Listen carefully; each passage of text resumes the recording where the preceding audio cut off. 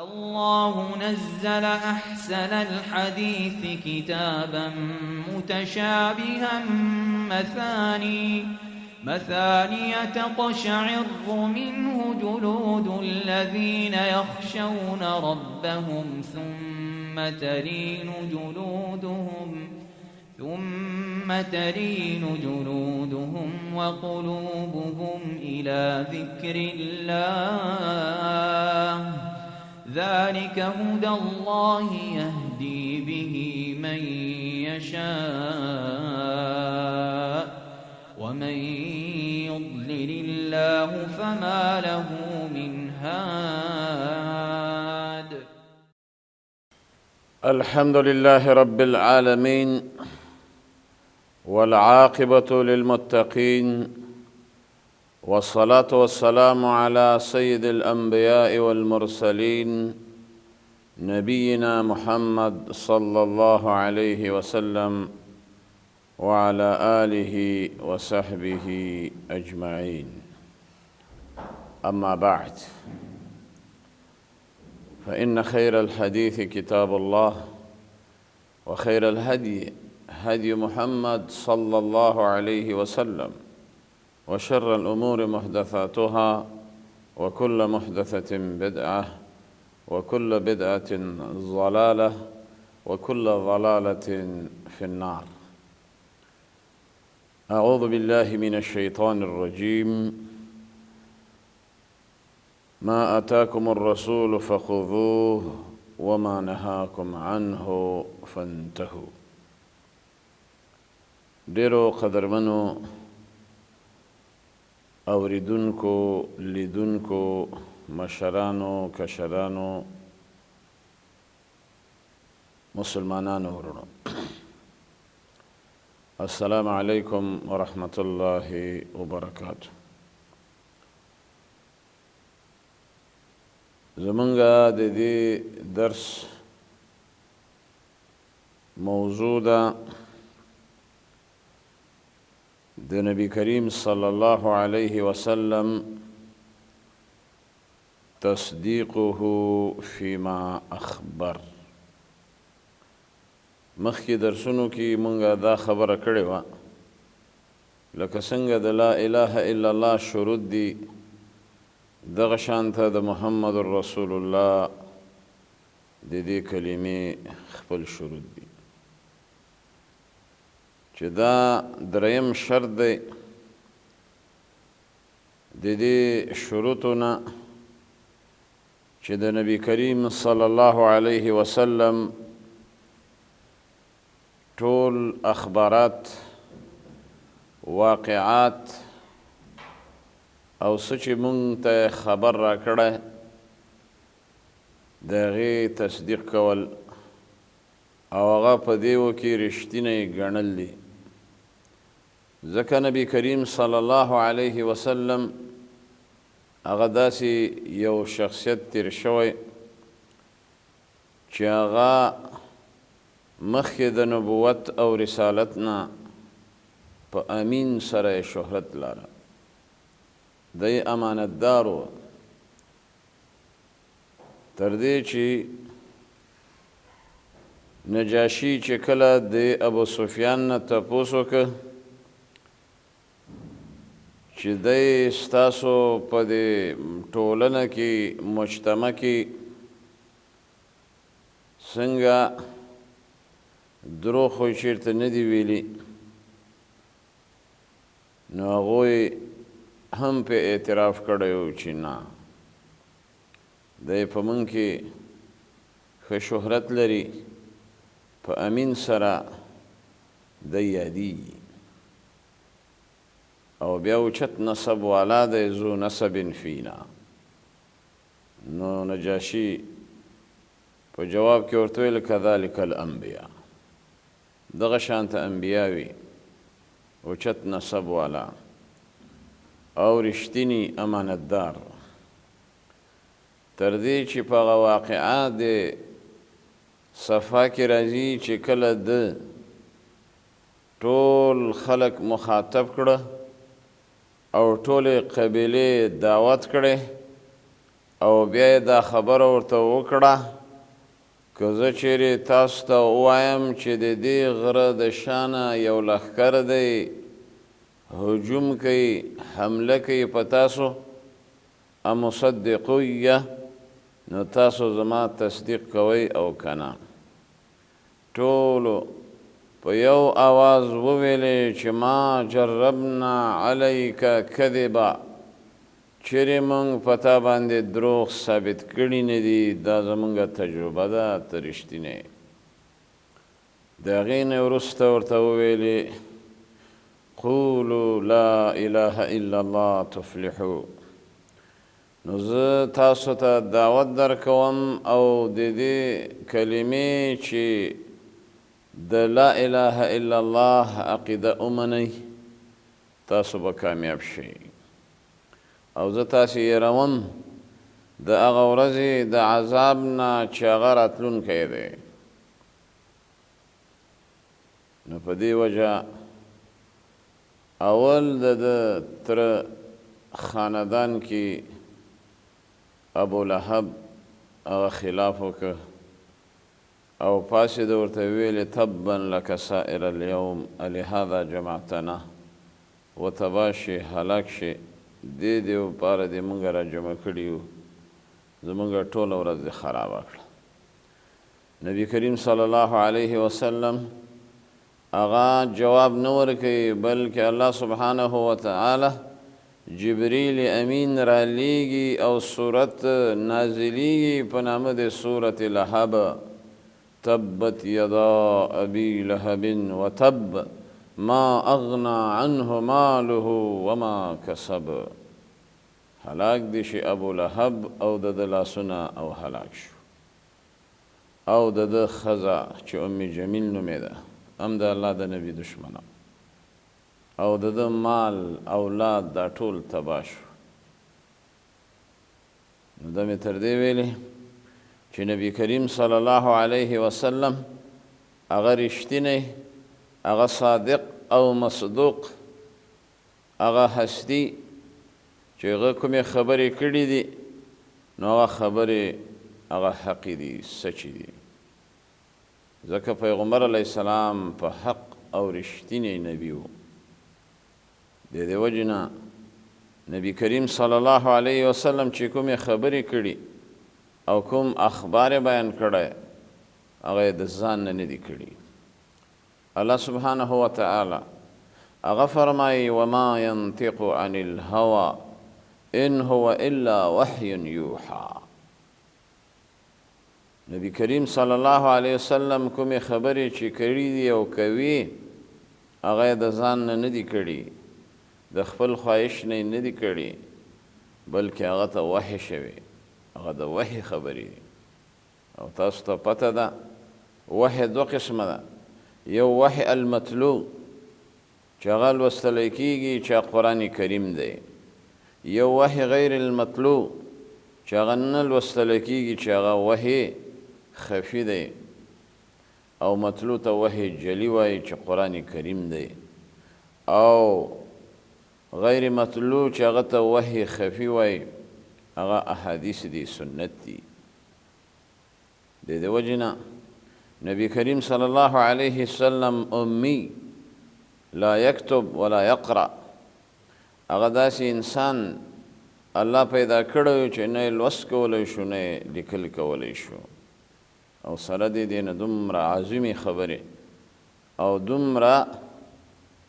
کلکې خبرې رښتینې خبرې چې در پیش کړي دي خو معلومیږي ته چې د الله سبحانه وتعالی نبی دی رسول دی او پیغمبر دی او دا معصوم دی د الله سبحانه وتعالی په عصمت کې دی او د هغه نه خطا او لغزش که کېږي الله سبحانه وتعالی هغه له تنبیه ورکوي نو ځکه علماء کرام وایي أن النبي صلى الله عليه وسلم معصوم عن الخطأ والكذب الله سبحانه وتعالى دی بچ کړی ده د خطاګانو نه او د ګناهونو نه الله سبحانه وتعالى فرمایلی دی یا ایها الرسول بلغ ما انزل الیک من ربک، اے پیغمبره، اے رسوله ورسوه هغه څه چې د الله د طرفه تا ته راغلي، او که چیرې تا دا ونه رسوله نو تا د تبلیغ حق هغه ادا نه کړ. بلکې نبی کریم صلی الله علیه وسلم خلکو ته دین بیان کړی دی، او په حجة الوداع کې پیغمبر علیه السلام ټول خلک یې ګواه کړي دي چې هل بلغت، آیا ما تاسو ته تبلیغ کړی، واعظ کړی؟ ټولو ویل چې ولې نه. او بیا الله ګواه ونیو چې اللهم اشهد، یا الله ته ګواه اوسېږه ما دا دین دو ته رسولی، حق مې دو ته بیان کړی، او دا شریعت مې دو ته ذکر کړی. نو دې وجې نه الله سبحانه وتعالی بیا فرمایي والله یعصمک من الناس. الله سبحانه وتعالی هغه ستا حفاظت کوي او ستا عصمت د هغه د طرفه دی. نبی کریم صلی الله علیه وسلم هغه داسې یو هستی تیره شوې ده. نو ځکه د اهل سنه والجماعه دا عقیده ده چې انبیا علیهم السلام معصوم دي د ګناهونو نه، د صغائرو او کبائرو نه، قبل النبوه و بعد النبوه، مخکې د نبوت نه او وروسته د نبوت نه. نو ځکه نبی کریم صلی الله علیه وسلم هغه ته الله ټول ګناهونه معاف کړي دي. سورة فتح کې الله سبحانه وتعالی فرمایي چې لیغفر لك الله ما تقدم من ذنبك وما تأخر. الله سبحانه وتعالی ستا مخکینی ورستنی هغه ګناهونه معاف کړي دي، ته معصوم یې. او بیا فرمایي ويتم نعمته عليك ويهديك صراطا مستقيما. الله سبحانه وتعالی تعالی لاره ښودلې او تعالی هدایت کړی هغه لارې نیغې برابرې ته، او دا ټول نعمتونه یې په تا پوره کړي دي. ځکه نبی کریم صلی الله علیه وسلم د 40 کالو په عمر چې دی پیغمبر شو، او چې کله پیغمبر شو الله سبحانه وتعالی دله وحی وکړه، جبرائیل ورته راغی، او هغه حدیث چې بخاري کې دی، معروف حدیث دی مشهور، چې ده ته یې ویل اقرأ. ده ورته ما انا بقارئ، زه لوستلو والا نه یم، نشم کولی. 3 کرته یې ورته ویل چې اقرأ، او بیا یې په 4م کرته ورته وویل چې اقرأ باسم ربک الذي خلق خلق الانسان ما علق اقرأ وربك الأكرم الذي علم بالقلم علم الانسان ما لم يعلم. د سورة علق هغه 5 آیتونه اول نازل شوي دي. ولولد الله په نوم. د دې وجې نه پیغمبر علیه السلام بیا د هغه نه وروسته لوست شروع کړ. حدیث کې راځي جبرائیل امین فغطني، وایي زه داسې غېږ کې راونیولم او مالی زور راکړه. په ده کې هغه صلاحیت او استعداد د نبوت او د رسالت الله سبحانه وتعالی پکې واچاو. نو نبی کریم صلی الله علیه وسلم حق پیغمبر دی، لکه حدیث کې راځي دعا دی چې اللهم انک حق والنبیون حق والجنة حق والنار حق والنبي حق. ټول انبیاء په حق دي، جنت حق دی، دوزخ حق دی، زمونږ پیغمبر علیه السلام په حق دی، او دا دین په حق دی. نو د هغه تسلیمول او د هغه د خبرو تصدیق کول او د هغه په هدیه باندې روانېدل او د هغه اتباع کول، دا د دې کلمې هغه مستلزماتو نه دی، د مقتضیاتو نه دی چې لا اله الا الله محمد رسول الله. نو ځکه قدرمنو عزیزانو پیغمبر علیه السلام د جنت خبر مونږ ته راکړی، د دوزخ خبر یې مونږ ته راکړی، د الله د پیشۍ خبر یې مونږ ته راکړی، د الله سبحانه و تعالی حساب و کتاب چې هغه به بندګانو سره کوي، دا خبره موږ ته ذکر کړې ده. د پل صراط خبره ذکر کړې ده، د حوض کوثر تذکره یې کړې ده، د قبر د عذاب بیان یې کړی دی، د عملنامې چې ښي لاس عملنامه به نیکانو ته ورکولی کېږي، په ګس لاس عملنامه به فجار و فساقو او اهل معاصیو لره به ورکول کېږي، او چاله چې په ښي لاس عملنامه ورکړی شو هغه د جنت ټکټ دی، الله سبحانه وتعالی به دی جنت ته بیایي. او چاله چې په ګس لاس عملنامه ورکړی شي هغه د جهنم د تللو ټکټ دی، او پل صراط هغه نصب دی او لاندې ترې جهنم دی، او دی ډېر تیره دی د تورې نه، او ډېر مین دی د ویښته نه، او هر انسان به د خپل عمل او عقیدې مطابق هغه به پې تیریږي. څوک به د بجلۍ د پړک په شان په رب کې تیریږي، وایي څوک به د یو اس په شان پې تیریږي، او څوک به د یو پیادل انسان په اندازه مزل کې پې تیریږي، حسب ایمان و عمل. او څوک چې د دې نه کته وغورځېږي به جهنم ته پرېوتی. الله سبحانه وتعالی دې موږ او تاسو د جهنم نه بچ کړي. نو بچ کېدل هغه په څه باندې دي چې د نبی کریم صلی الله علیه وسلم په هدیه باندې په طریقه باندې سړی لاړ شي. نو ځکه نبی کریم صلی الله علیه وسلم فرمایلی دي فإن خیر الحدیث کتاب الله، بهترین خبره بهترین هدیه هغه د الله کتاب دی. او بیا فرمایلی دي چې بهترین طریقه او نهج هغه د محمد رسول الله دی.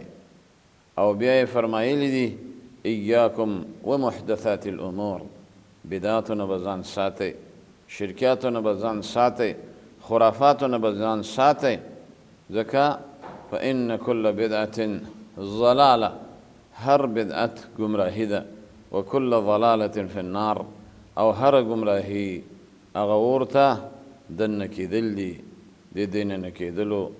هغه سبب دی. نو ځکه نبی کریم صلی الله علیه وسلم په تابعدارۍ کې د دنیا او د آخرت ګټې دي، په دې کې سعادت دی، په دې کې اطمینان دی، په دې کې سکون دی. نو ځکه نبی کریم صلی الله علیه وسلم رحمت للعالمین دی، سید الانبیاء والمرسلین دی. الله سبحانه وتعالی فرمایلی دی لقد کان لکم فی رسول الله اسوة حسنه، یقینا ستاسو دپاره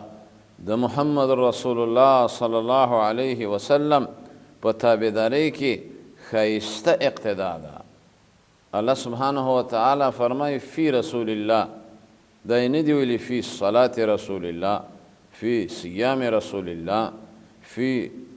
زکات رسول الله، فی جهاد رسول الله، فی هجرت رسول الله، بلکې داسې عموم پکې دی فی رسول الله، د الله د نبی چې هغه زمونږ او ستاسو امام دی په مرګ او ژوند، هغه معصوم، هغه امام اعظم چې دی هغه محمد رسول الله دی، هغه معصوم امام هغه محمد رسول الله دی. نو ځکه الله وایي یا ایها الذین آمنوا لا تقدموا بین یدی الله ورسوله، د الله نه به ځان مخکې مخکې نه کوئ، د رسول الله نه به ځان مخکې مخکې نه کوئ. د الله سبحانه وتعالی منل او بیا د نبی کریم صلی الله علیه وسلم د خبرو تصدیق کول، دا د کلمې د مقتضیاتو نه دي. الله سبحانه وتعالی دې موږ او تاسو ته د نبی کریم صلی الله علیه وسلم د هدي د عمل کولو تطبیق نصیب کی، او الله سبحانه وتعالی دې دغه شفاعت هم زموږ او ستاسو نصیب کی. تر بلې حلقې په الله سبحانه وتعالی سپارم.